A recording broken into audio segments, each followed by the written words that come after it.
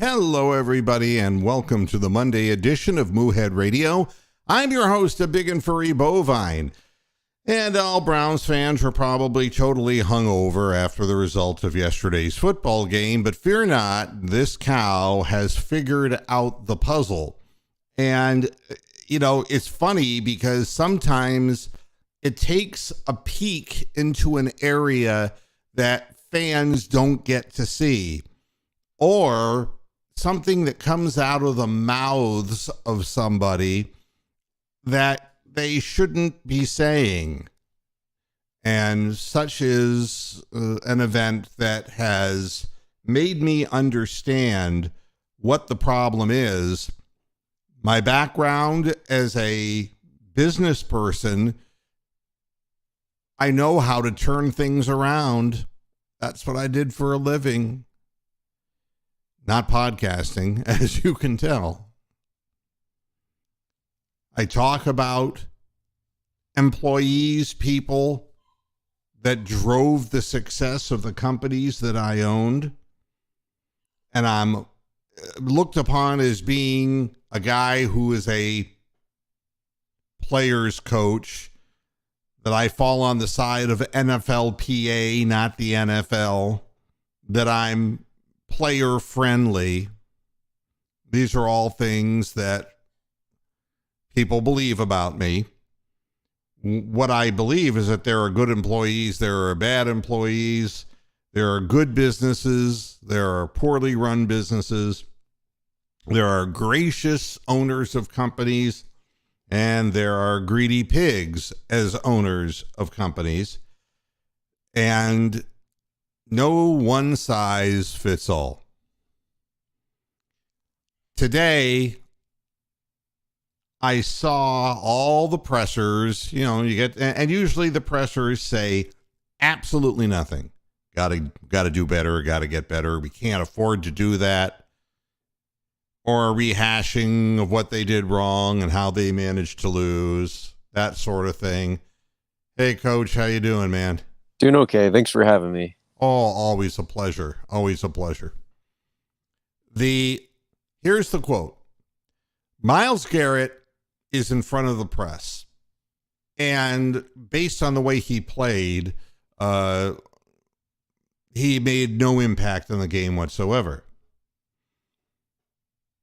Here's Myles Garrett's quote. And now I know what the problem is. I had a couple missed alignments. Defensive end Myles Garrett said, it was not being where you're supposed to be. Usually that wouldn't cost us, but they were able to take advantage of some of those times where we weren't where we were supposed to be and guys didn't fit off each other and make each other right. It's hard to say it's one guy's fault or another. Sometimes we're able to communicate and one guy's out of place and another guy then fills in that same gap. But it doesn't always work like that. We weren't able to see it when it happened, and we're trying to make it better and to get better on that side of the ball. And in that moment, hi, Bronk. Whoa. Here's 100% of the issue. What Myles Garrett has told me is that individual players are going rogue, hoping that other players will fill in for them. In other words, if Myles Garrett decides before the play starts that he is going to improvise, that he's going to try to make a big play, he wants it communicated to another player to make sure that the gap that he is departing from is covered.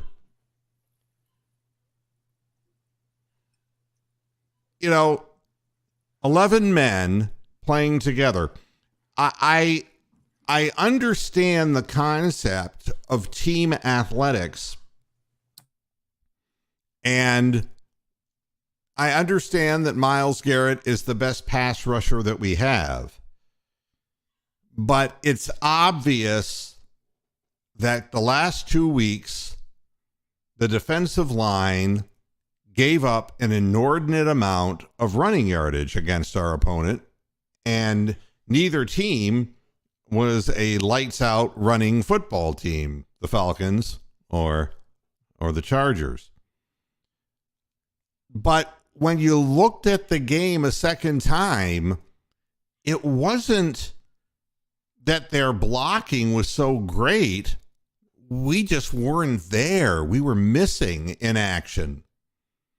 Players are not, and I guess what they refer to it in football as is, it's the gap. They have a gap responsibility.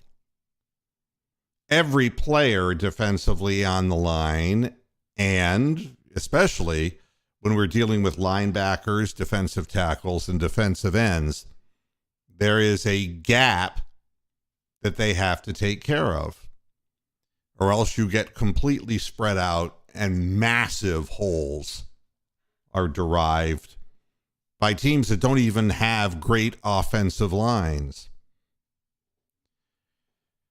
So the end result is that the players are deciding to abandon their gaps, and we're giving up this much yardage in rushing.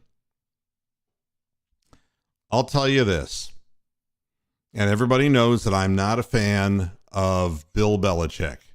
Everybody knows that.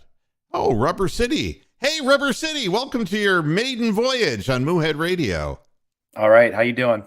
I'm doing well. It's nice to see that fresh meat, as we call it. There you go. Yeah, I've been watching for a while. First time on here, but love the show. Oh, that's great. And we want you, once I put this out there, this will be open for everyone for discussion.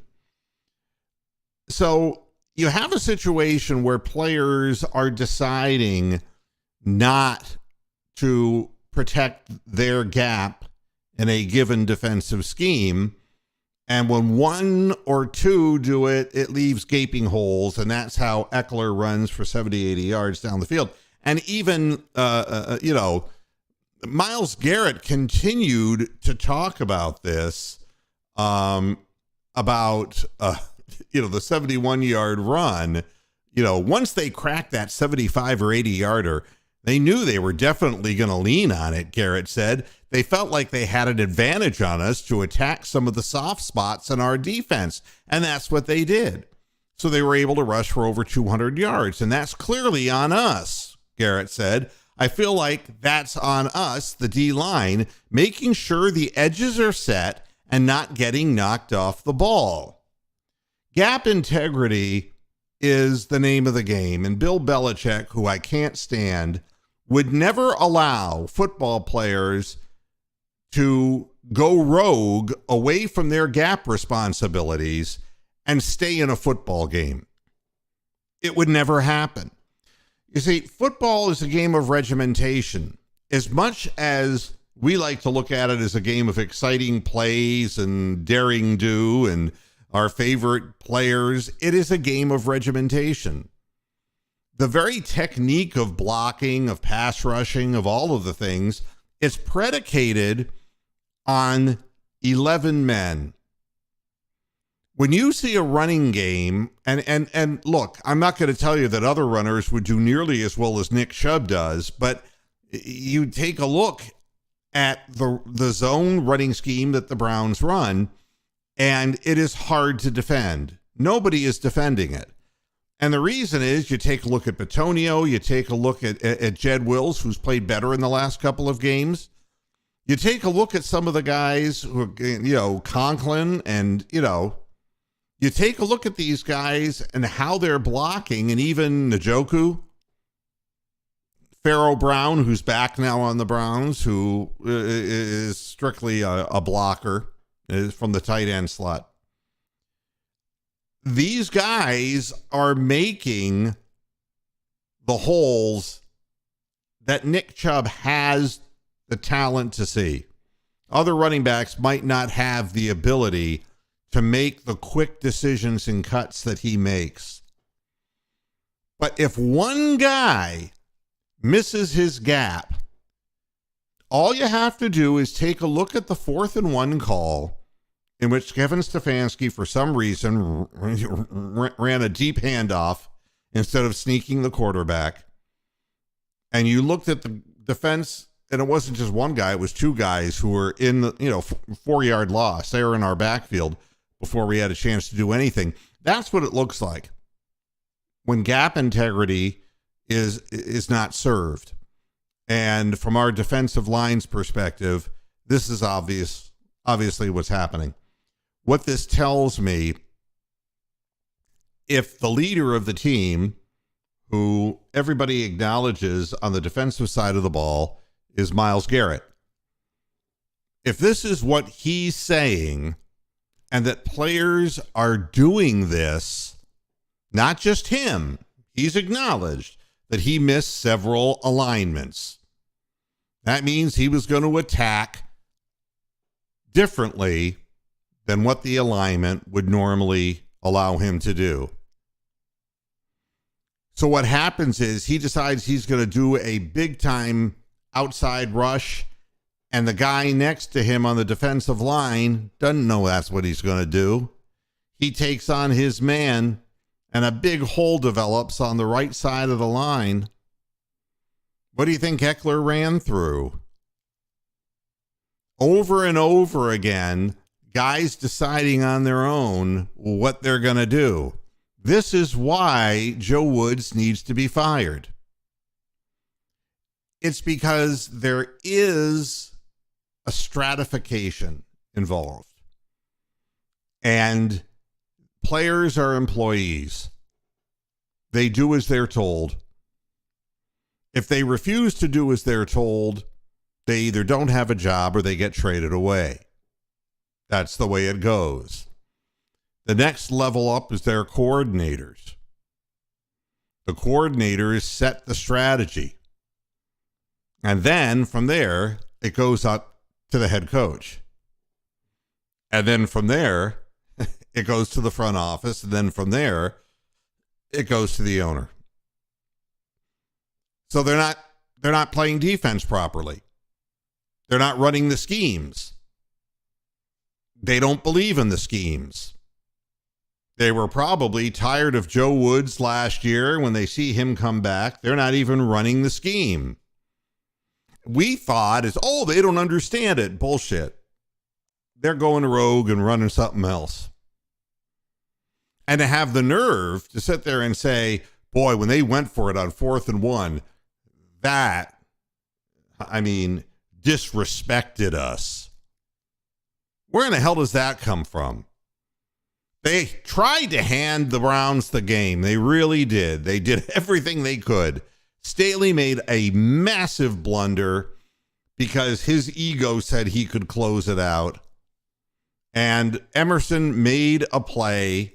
We get the ball back. And we have a chance to win. You got to make that kick. I'm not going to lean on Cade York right now like I did on the postgame show. I'm not going to do that. The fact of the matter is the players on the defense are not aligned properly. They're not playing the defense they're supposed to be playing. And what matters to me is that we get a disciplined defensive coordinator in who is not associated with Kevin Stefanski. A guy who the rubber meets the road and puts an iron fist down on these players and say, this is what you're going to do. And if you don't do it, you don't play. The offense gets it. The 11 men in the offense get it. Yes, there have been some mistakes made. The offense didn't lose this game. You can say that there was still a questionable call by Stefanski, but the biggest mistake was made, Cade York missing twice, and Brissett throwing an ill-advised pass. And neither of those things did Kevin Stefanski do. I believe that the Browns are scoring enough points every week to win. If you would have told me that we're averaging about 28 points a game with Jacoby Brissett, I'd be doing double flips, man. If you told me that prior to this whole Deshaun Watson thing going down.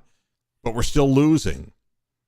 And it's because the defense doesn't believe in the coordinator. The coordinator doesn't have the attention of the players. And we need to get somebody in there to rein these players in and to get them to do what they're supposed to do. And I've seen businesses crumble the same way. You need leadership. And nobody's cracking the whip. That's what I have to say. Rubber City, you're new. What do you say?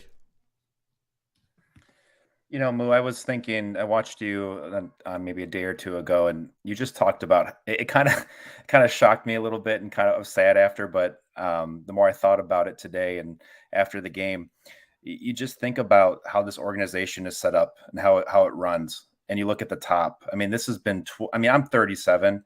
I thought by this point I would have seen something. I mean, I've been watching it since they came back in '99, Die Hard, and it's just something is wrong with this franchise. And the accountability and the lack thereof of accountability, I think really starting from ownership. I mean, the decision making, like when someone just F's around or a player takes a play off. I saw a play of Myles Garrett where he just walked up to Austin Eckler and he didn't even it wasn't even an arm tackle. He just let him walk right by him. Right. And it's all over Twitter. You can see it. And I'm thinking to myself, you see that kind of play, get in his fucking face and say something. Coach the guy, have him sit his ass on the ground. Everyone's so entitled on this team. The whole defense, they talked about being a top 5, top whatever they were going to be this year. They fucking suck. And pardon my language. It's just, I don't understand it. There's no accountability. You see Stefanski, he's a robot. He says the same thing. It's all scripted. So after you said that, I'm thinking to myself, my God, why do I put so much time and energy into this stupid team? And it's because I know that if they ever turned it around, I'm going to say I was there from the beginning. I want to see it. But I'm worried. I mean, I just don't think with Haslam at the helm, I don't know. I'm totally, I've never felt this low as a Browns fan. Well, and it's interesting there are commonalities when you come back in 99 and you put a team together of leadership, and it starts with a previous minority owner, an Al Lerner. And the first group they bring in a marquee name, Mr. Maul himself, Eddie DeBartolo. And then they bring in the late Dwight Clark, who was a great receiver, but never had any experience whatsoever being a general manager of a football team.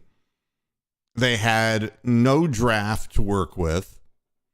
And Al Lerner had no experience, nor did Dwight Clark, and DeBartolo was just a guy who signed a check. We didn't have solid people. We named Chris Palmer the head coach, Mr. Runaway Train. He didn't know. He'd never done this job before. So that's how it starts out.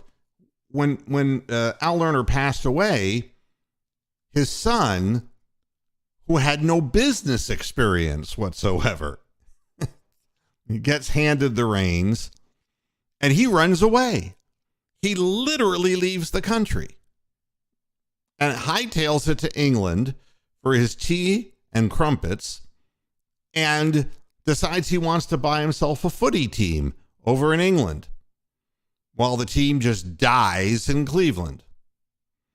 And the same kind of nonsense with head coaches who've not had any experience and hiring people who are not on the same page, having arguments between coordinators within the organization. And then we're all like, okay, this can't be bad. We're losing Randy Lerner.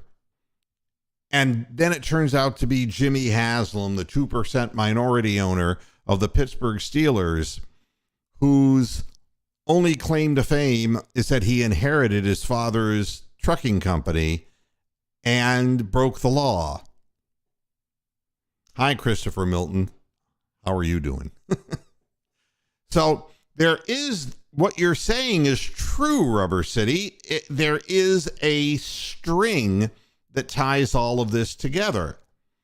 And if you don't have competent, experienced people doing jobs, the players, you know what it would be like? It would be like having the best sheep in the world and no shepherd.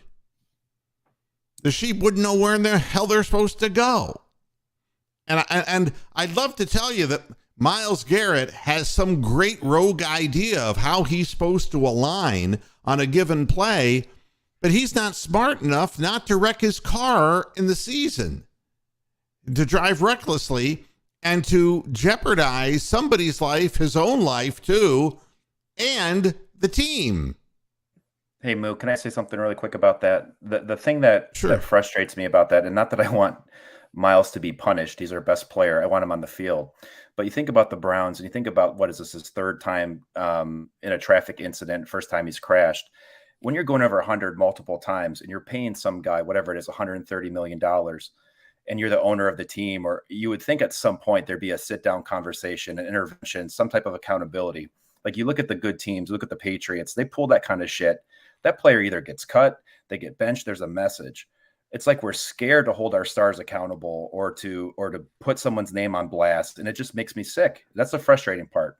Yeah, and to be very honest with you, you got a bunch of fans who really have been vitriolic about Deshaun Watson's situation, and I can understand why people would be vitriolic about that. And now it is a condition that he continue to get counseling if he wants to come back and be reinstated in the league. See, I would go one step further. If you're guaranteeing a guy $230 million and he does something stupid like this, you got to cover yourself contractually. You see, in the world that I come from, it's like you have a 3-strike policy. So that way you're not going to get sued for, for discharging somebody without reason. So to me, if there's been that many speeding incidents from this player, that's the basis that gets tacked on to a contract. And you say, if you exceed this number and you continue to do this, that's a reason for discharge. I mean, the money these people are making is more money than Myles Garrett would make in any other walk of life. There is nothing else that he could do to make this kind of money. And obviously they feel that they got pretty big balls if they can just line up wherever the hell they want to line up, and that nobody's going to call them out for it. So there's just an immense amount of problems this way. And it's unfortunate because we have a quarterback who made, for the second time this year, on a throw where he needed yardage to get us in field goal territory and range, or a touchdown, he locked on to Amari Cooper. On the halftime program yesterday, I was beside myself saying that Donovan Peoples-Jones was open. They were following Amari Cooper all over the place, and come the second half, they were going to be single teaming Donovan Peoples-Jones, and sure enough, they came out throwing to him. But on the play that mattered, the quarterback locked up mentally. He could have run the football. He could have run for sure for a first down, perhaps into the end zone. Instead, he pulls up and he looks at one man. And he didn't even see the linebacker that was between them. He didn't put nearly enough loft on the ball to throw it over somebody, so it was just a bonehead play. But his response at his presser was, "I'm better than that." And it's like, hold it a minute. I mean, your record is 14-26 as a quarterback, my friend. I'll quote Glengarry Glen Ross. If you're not familiar with the movie or the play by David Mamet. Go here. What? I was just going to go here. They're not closing out The defense isn't closing, and the offense panics with 2 minutes left to go, and it's down to the coaches to get some discipline and teach them how to close. Go ahead with Al Pacino. This is how we keep score, Booby. Because he is owed a car because he has exceeded his sales quota, and they're trying to back off, making excuses why they don't owe him the car. There is a way that we keep score in this game. There's a way.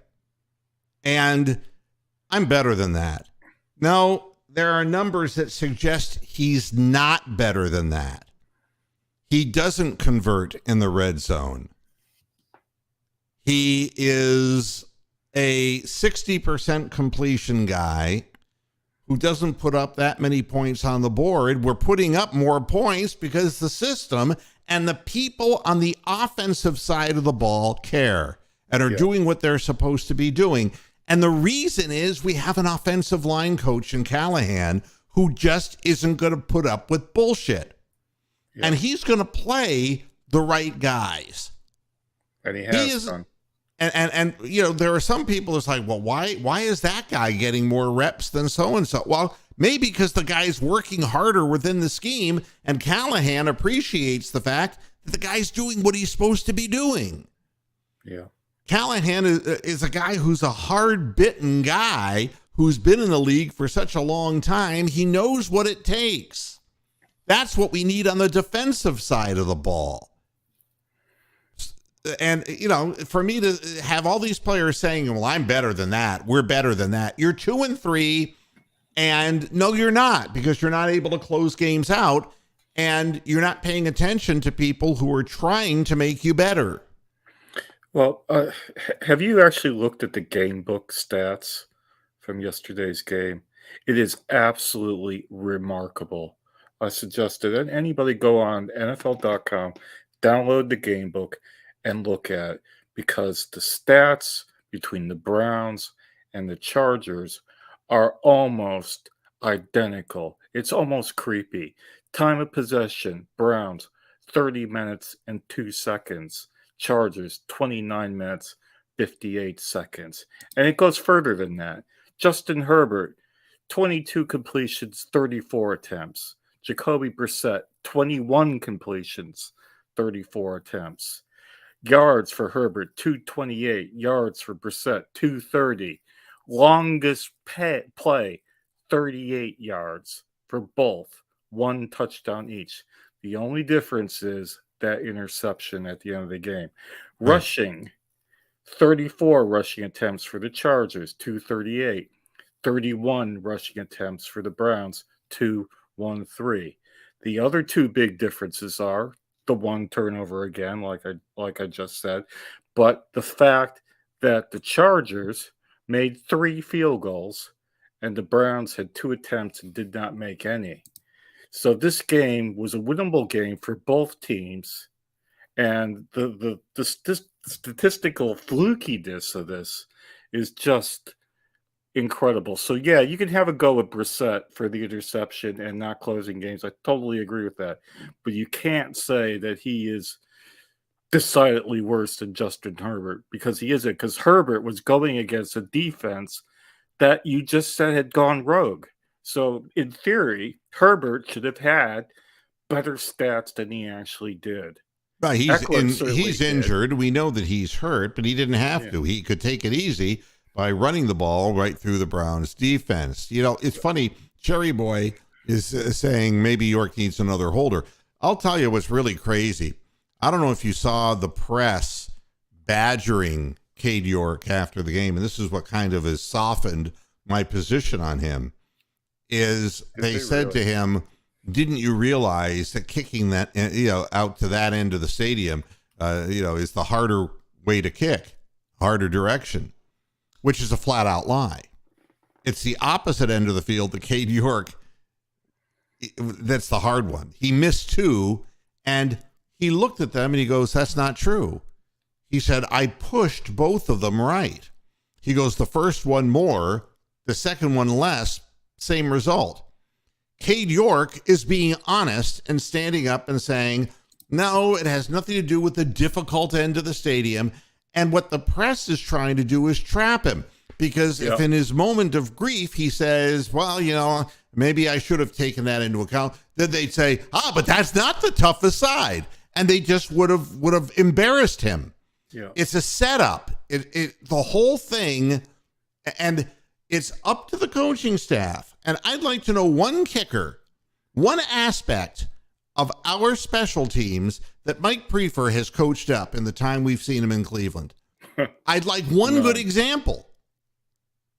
And again, it's like, you don't really think that Joshua Cribbs just came out of nowhere, out of the University of Akron, and suddenly, there has to be a scheme of blocking on kickoffs. And I know the rules have changed since him back then, but still, my goodness, I can't think of one dominant special teams player that we've had since Prefer got here, one kicker who hasn't lost his confidence since Prefer's been here. And why is he pushing it right? It's to me, and I'll go back to Sam Bertigliano, which I always do because he's my Bible. And, there's two ways of handling a guy who has trouble holding on to the football, for example. And I always use Mike Pruitt as the big example. If you've watched the show, I've told the story. Yep. That Pruitt had no fumble issues at Purdue when he played there. But when he came to Cleveland, he started fumbling the ball as a rookie.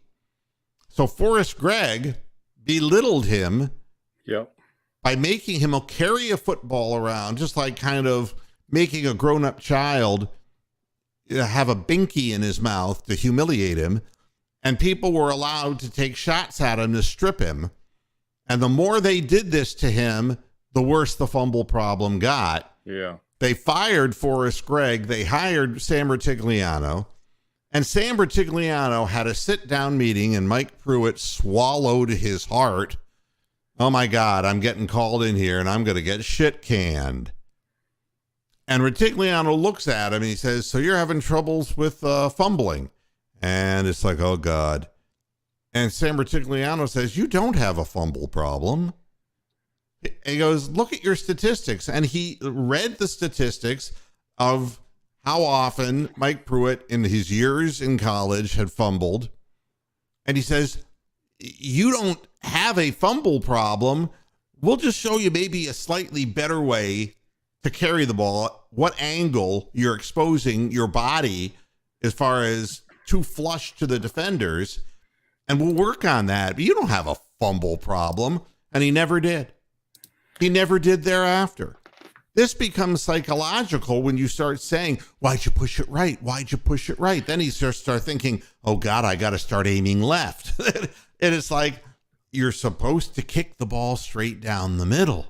Well, and there wasn't any wind in the stadium, for God's sakes. There was nothing. The Chargers guy made 3 field goals. But the thing is, the kicks that Cade York missed were from 45 yards and 54 yards. Now, I'm old enough to remember Phil Dawson not even being given the chance to kick from 54 yards. His leg wasn't strong enough to make a 54-yard. Today, though, a lot of kickers do kick that distance. So now, so let's keep it all in perspective. Before we piss on Brissett and piss on Cade York, there are other people that need a lot more urine dumped on them than those two guys. Well, and CO Dead, thanks for correcting me. Kent State, not Akron. Kent State, Akron. He was a flasher. What?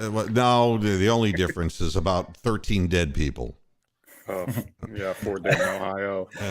No. Just a quick comment about Cade York. I think we talk about Prefer and Stefanski. They're screwing with this guy more than anybody. Think about how many times we could have took the points within 15, 20 yards that would have won us a couple games, right?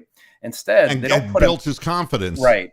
They don't put him out there to kick a chip shot to where he can feel good and walk away. They put him out there when it's a fucking 60-yarder every single time. Yeah, exactly. So when he went out for that kick, I was thinking, my heart was shaking watching the game, okay? I'm thinking about this kid, the weight of the city being on him, and he never gets an opportunity to kick anything close.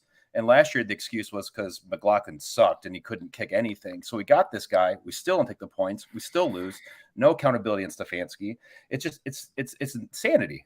And I think that they're going to ruin this kid if they don't start giving us some easy shots or easy kicks in the beginning of games. And the approach of this whole thing is not to keep pounding and pounding and pounding and let the press start trying to mislead him and all kinds of crazy stuff. This is where good management, once again, you have to be able to have the right touch with the right player, and you have to have a feel for. And a guy like Cade York, what he said is, "This is the first time in my life I've missed 2 field goals in a game." Yeah, that's and so that'll tell you that he's feeling kind of vulnerable right now. yes. And somebody needs to sit him down and remind him, you're Cade fucking York, and the reason you were a 4th round pick in the NFL as a kicker is because you didn't miss back-to-back kicks in games, and you're not gonna, because you're a really damn good kicker. And we're going to count on you for more than just 54 and 60-yard field goals.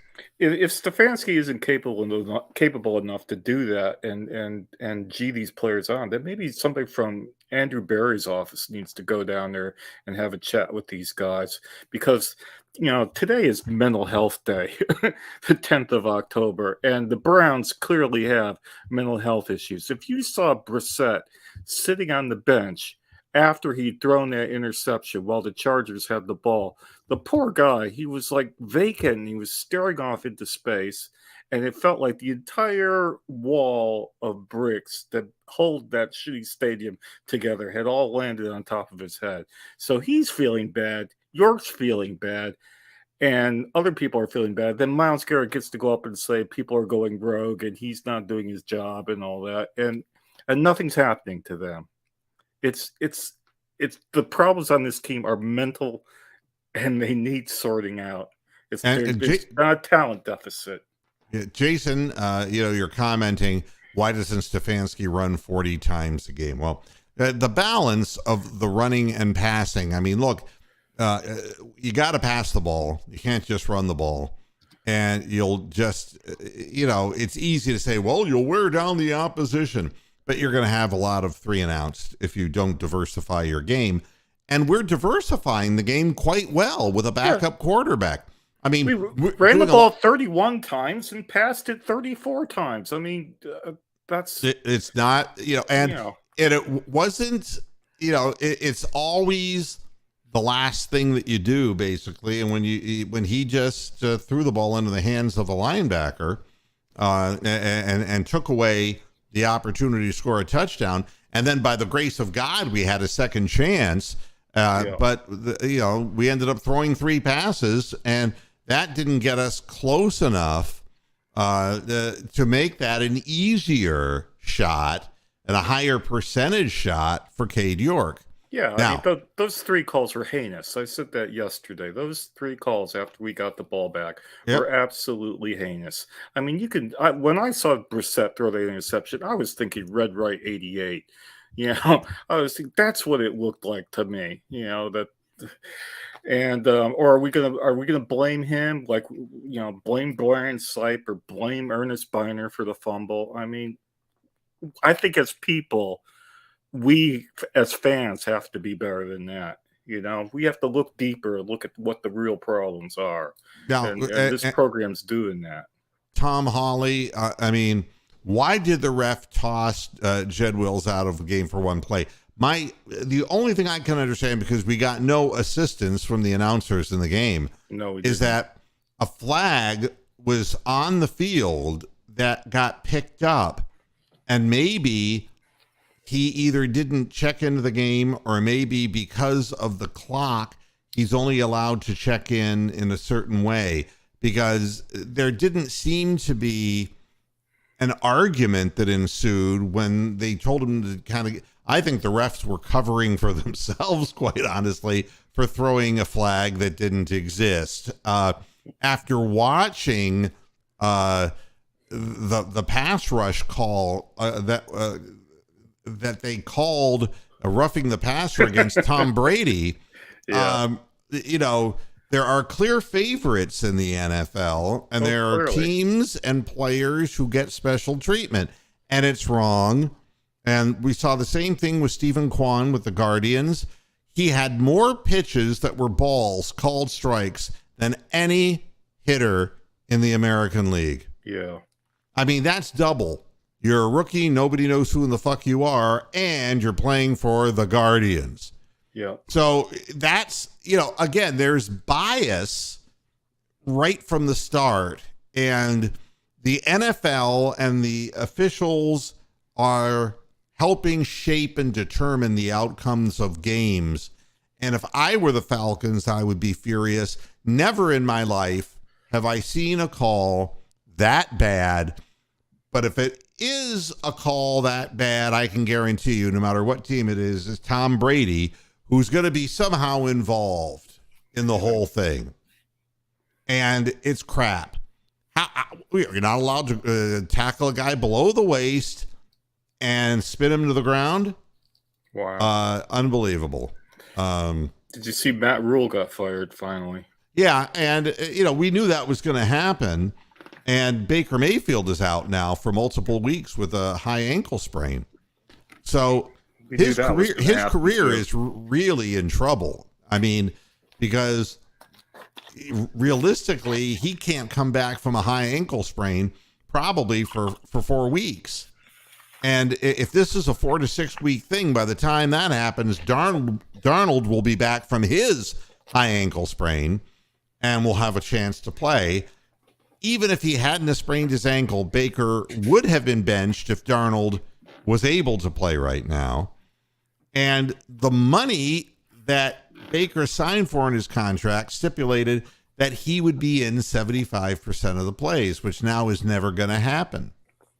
So, like I've said before, he ends up with an ankle sprain, which is too bad. He dove at a tackler with his shoulder and could have re-sprained his shoulder or worse. He is a liability. Matt Rule is an offensive liability. And you put all that together on the field at once, and this is what happens. And this is how you go from like how Josh Rosen goes from being, a top considered quarterback into somebody who just got cut from our practice squad. Yeah. Right. This is how that's how that happens. And, it's, it's just the way of the world. What I hope for is it isn't a matter of firing people. It's a matter of having somebody who's respected.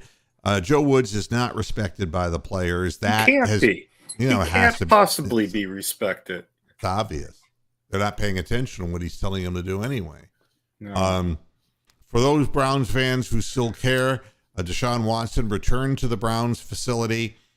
We'd be 5-0 with Deshaun Watson, and we would be exactly where we are had we kept Baker Mayfield with a 2-3 record. Baker could not have played any better than what Jacoby Brissett has played.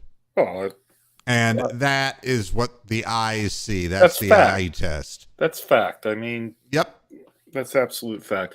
I mean, the games, even the games we've won, were on slim margins, though, too. So neither quarterback is going to be able to carry a team on his shoulders. And it's really hard to find a quarterback like that. But Deshaun wants to return to the facility, but we know what his limitations are at this point. He's serving the 11-game suspension, but he can now participate in team meetings, meet individually with the coaches, work out at the team's facility. Yeah, right? He just used the machines, I think, or run around or whatever it is. Right. I mean, but, they're going to integrate him back into the situation. But make no mistake about this. Deshaun Watson would have put more points up than Jacoby Brissett. That's A. And B, he wouldn't have made the throw that Jacoby made in these two games in that situation. He sees the field better. And he runs And better too. He runs better as well. I mean, he can get out of trouble.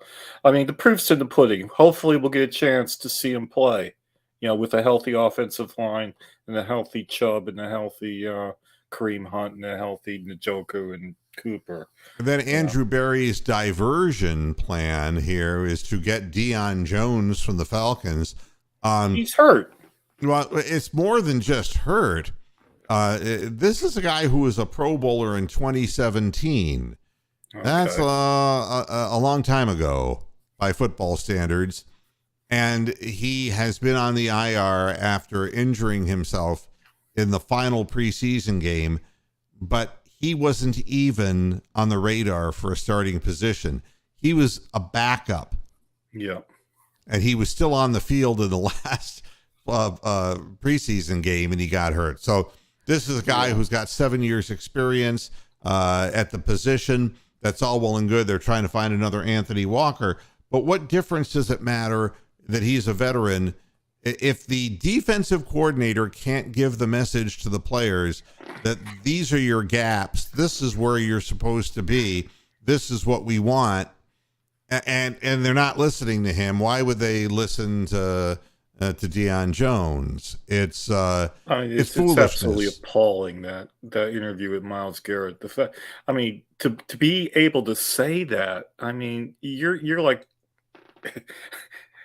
you're like shitting on everybody from a great height is what he's doing with those comments, even though they are true. It's just shocking. My favorite quote, though, regarding the Tom Brady thing was the official explaining the call that the Falcons lineman, Jarrett, unnecessarily threw him to the ground. Oh, yeah, it was necessary. They needed a sack. They needed to get the ball back. For God's sakes, if that's not necessary, what is? Wow. Picking him up and throwing him on his head like Turkey Joe Jones did to Bradshaw. That was a bit unnecessary, but yeah. And the other thing that I find really exceptionally funny is Kenny's got a nose, so Pickett for the Steelers. He is scrambling wide, throwing a pass. The guy goes right for his legs. Blatantly goes for his legs. And Pickett comes up and throws punches. Wow. Because he goes, that guy's going after my knee. And it's like, you're on the Steelers, you stupid idiot. That's what Tomlin is telling your defensive guys to do every fucking season. Would you stop, please? Jerome Harrison. Yeah, please. How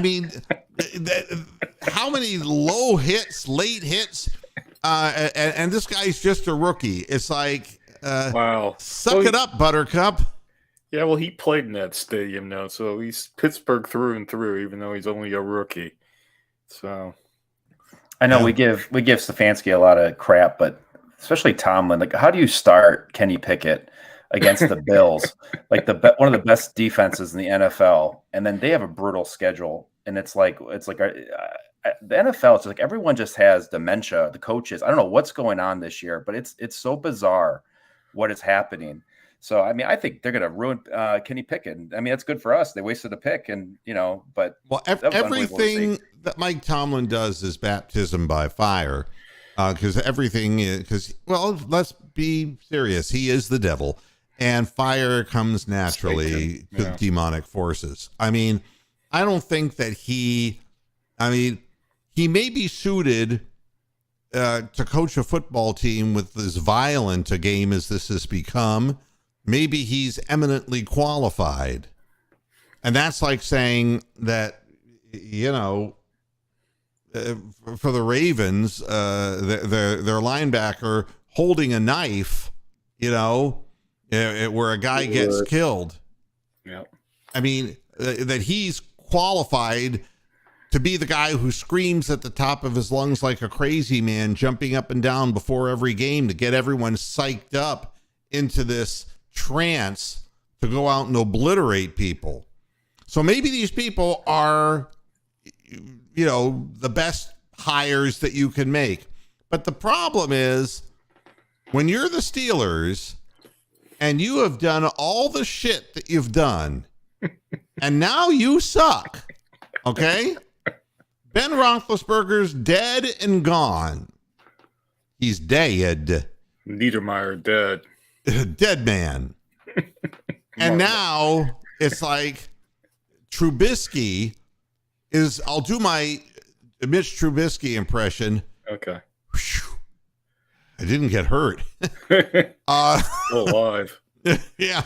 I can always go back out there once Kenny's crippled, you know? They killed Kenny. Wow. Yeah. So this is what you have, you know?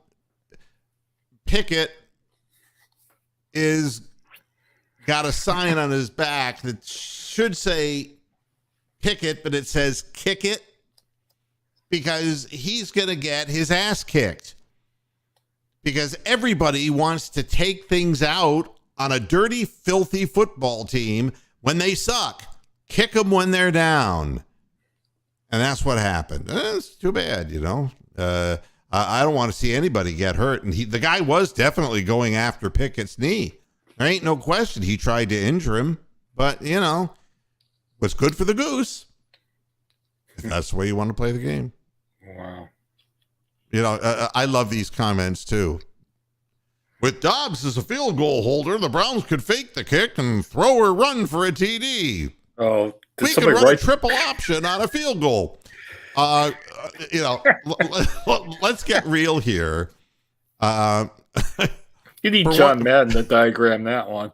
I don't even know which way this thing's supposed to go. No, I'm sorry. Which way is this supposed to go? I'm dead. I forgot. Okay. Sometimes I don't remember who's alive and who's dead. And that's really sad. Is there going to be a Peter Alice play for yesterday or no? No. Oh, you're not going to do Peter Alice. No. No, it's just so negative.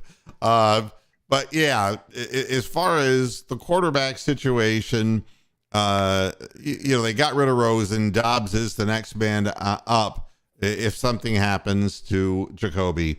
And that's all well enough and good enough.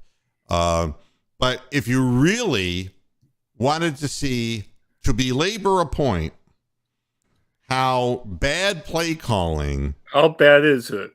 Well, if you're the Cincinnati Bengals, oh God, you want to kill that coach. Zach Taylor is horrible. Isn't he? Zach Taylor is a disaster, and he did it again.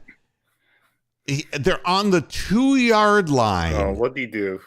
And instead of punching it in, he runs a reverse.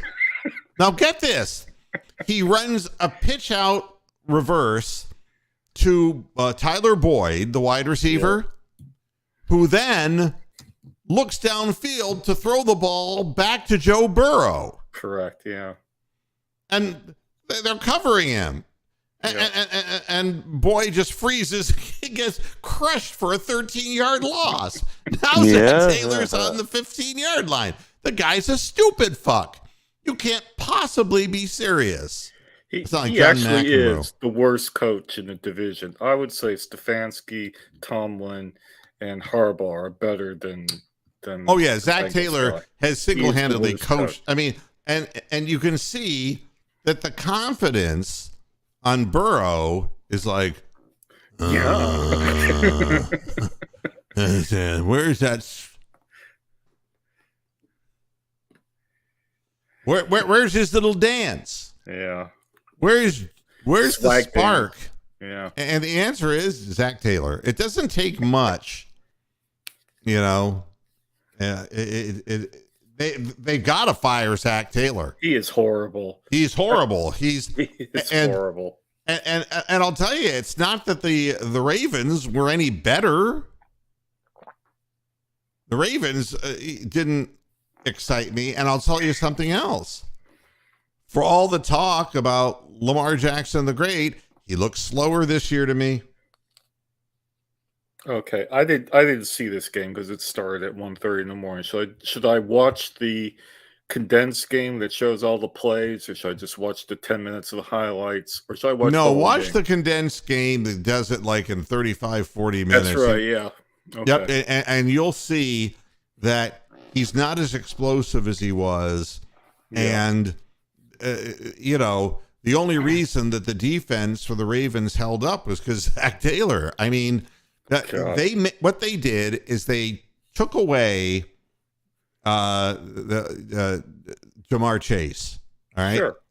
and what they did is what the Ravens do best. They held. Yeah. I mean, seriously, you could see them holding him by his jersey, and there were no flags. They buster screened him the whole game, huh? Yeah, that's right. I mean, just grabbing him from, and what you realize is that any team, I don't care if it's Jamar Chase, I don't care who it is, without T. Higgins, who was out injured, Jamar Chase is one guy and you can keep an eye on him. So is Amari Cooper.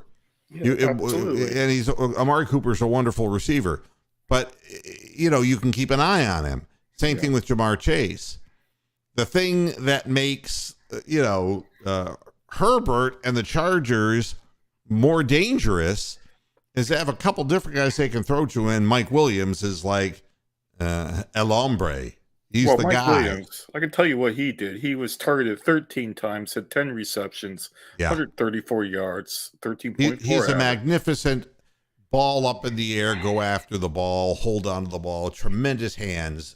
What a gifted receiver he is. And I'm not saying that Jamar Chase isn't, but when there's two or three other people to throw to, including Eckler out of the backfield, and you have options that help Herbert get rid of the ball quickly, it helps a hell of a lot. Yeah, you got a tiny guy trying to cover Mike Williams and Denzel Ward. How's his concussion today? Is he out still? Is he going to be out? Next week? You can ring his bell. Well, that's happened every single season, hasn't it? Yeah, sure. Greedy Williams was saying, I can name that injury in 2 notes. Wow. Yeah. Yeah, I mean, it's Deion Jones character, another LSU guy.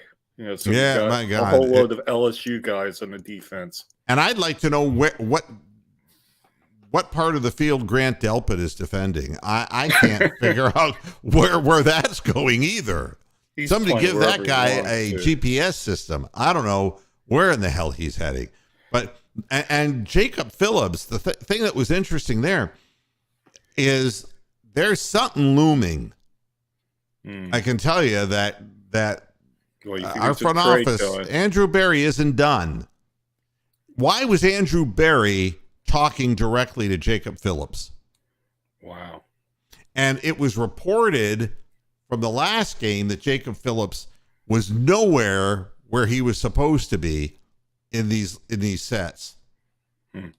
So none of the linebackers really for the Browns had anything higher than a PFF score in the 60s.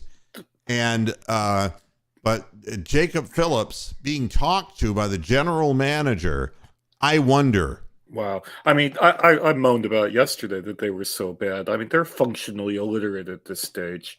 Taki and Phillips and Koromoa. Our linebacking core is absolutely illiterate. Well, I wanted to say something about that because I was wondering, when's the pressure going to happen on Andrew Berry? Because when you look at our defensive tackles going into this year, everyone knew it was a joke. Yeah. I think we have the worst ranked and Pro Football Focus defensive tackles in the NFL. And then you look at our linebackers. It takes one injury for Walker to totally disrupt our entire flow from a linebacking core. So it's like you knew that going in. You knew people get hurt. You didn't address that, just like we didn't address the receivers. It's just like he gets a free pass because he's stylish and he gets all these big names. We keep signing these big guys like Clowney and Garrett, this money and Ward. It's like, what about the guys that are just good, that fight in the trenches, that get things done? It's just right. It's a very good point. Yeah. Yeah. Well, I got to get out of here because the Cavaliers are on NBA TV, and I want to take a look at Donovan Mitchell and Darius Garland and the whole crew. So I got to get out of here. And you're right, Tom. Jackson was overthrowing the ball. He was missing open targets. Accuracy is becoming a partial issue here. Rubber City, great contribution today. I hope Oh. you come on the show more often. He has to moo. That's right. You have to moo. Moo. Yeah. All right, guys. Thanks, man. No, thanks for coming. I'll work And on my everybody, moo. thanks for tuning in. Go Cavaliers. Go Guardians. We'll be watching them tonight and tomorrow. Until Friday, hasta la vista, Pastor Heads. Good night. Moo.